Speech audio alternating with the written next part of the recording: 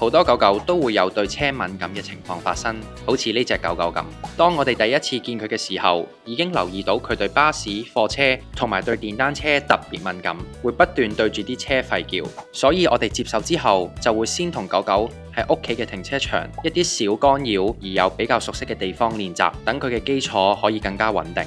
我哋亦會喺訓練入面加埋 clicker， 令到狗狗接收信息嘅能力更加好，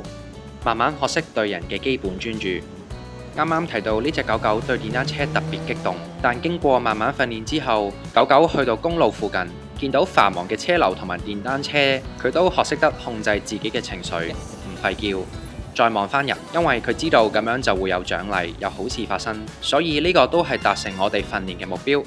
除咗幫狗狗，其實教識主人點樣 handle 都好重要，所以我就會將我條繩同步扣落狗狗身上，等我哋可以一齊帶住狗狗行，俾狗狗慢慢熟習到呢種相處方式之餘，我亦都可以即時提醒到主人同埋狗狗喺咩適當嘅時候可以俾到獎勵狗狗，或者提示佢需要冷靜。